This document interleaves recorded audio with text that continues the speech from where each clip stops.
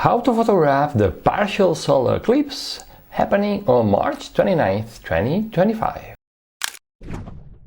Hello PhotoPiller, Rafael the Bar here. A partial solar eclipse is a stunning natural phenomenon. It occurs when the moon partially covers the sun and casting its weakest shadow, the penumbra, onto Earth. The partial solar eclipse takes place in three phases: when the eclipse begins, when the eclipse is maximum, and when the eclipse ends. And the time each phase of the eclipse occurs depends on where you are on Earth. So, if you wish to photograph the partial solar eclipse, you need to figure out where and when the eclipse will be visible. You need a plan.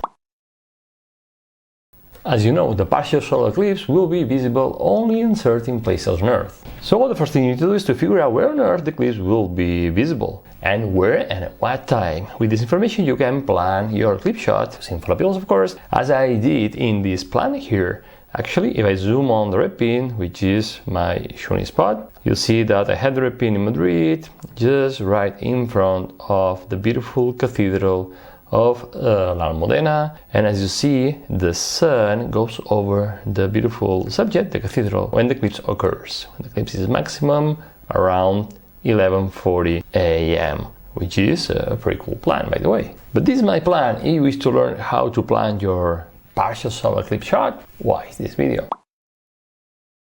Whether your goal is to photograph the partial solar eclipse without foreground, just the faces of the eclipse, or to photograph the eclipse aligned with an interesting subject, you'll need the same equipment. You'll need your tripod on head, your camera of course, and a telephoto lens, a 300, 400, 500 millimeters or more. The longer the better. And if you have a crop sensor camera, you can benefit of the multiplying effect on the focal length due to the crop sensor. And if you have a teleconverter, it might be also a good idea to use it to get a much longer focal length. If your goal is to photograph the path of the eclipse with a landscape, then you also need a wide-angle lens. But at the end of the day, your lens choice will depend on the photo you want, on the frame you want, on the story you want to tell. Also, and this is very important, if you don't want to risk to damage your camera or your eyes when you're looking through the viewfinder of your camera, please don't use an ND filter. You must use a solar filter and a pair of solar eclipse glasses. Oh my god, this is so beautiful!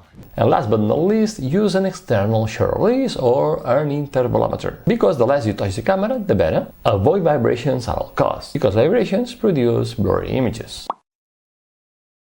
On the eclipse date, arrive at the planned shooting spot, the red pin position, 1 hour or so before the eclipse begins, or even more in advance if you can. For example, for the total solar eclipse in 2017, we arrived the day before at the shooting spot. Now, set up everything, your camera, your tripod, at the planned shooting spot. Again, remember the red pin position in your PhotoPills plan. And make sure that everything is stable. Now you can use the augmented reality views of PhotoPills to visualize where the eclipse will occur, so you double check that you are at the right shooting spot. Now set the focal length you wish to use to get the framing you want. For example, a 500 millimeters focal length. And attach the solar filter to the lens. And this is important. Keep the solar filter in front of your lens during the whole session. Because remember that during a partial solar eclipse, the moon never covers completely the sun's disk. So keep the solar filter in front of the lens at all times. Now meet a light on the surface of the sun before the eclipse begins. And set an aperture of f8 to get a nice deep depth of field. Now set the nominal ISO of your camera, for example 100 or 200, and set the shutter speed that gives you the right exposure on the sun.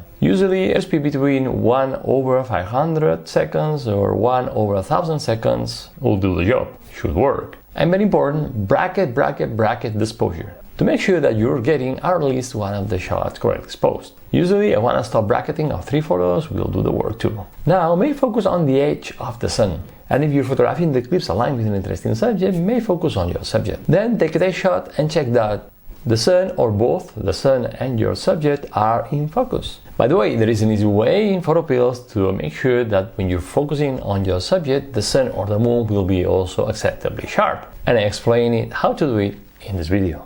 Watch it. And last but not least, check that the exposure is right. Check that you're capturing detail on the sun. And if something is wrong, make the necessary adjustments on the exposure or on the focusing. And now you're ready for the eclipse. Just enjoy the show. Now, if you wish to learn more on how to plan or photograph the coming partial solar eclipse, I invite you to download and study very well our super detailed solar eclipse photography guide, and I'll leave a link to the guide in the description of this video and in the first comment below. Download it. And as always, if you like this video, give me a like, subscribe, and I'll see you next Wednesday in another video. And remember that you have the power to imagine, plan, and shoot legendary photos. Bye!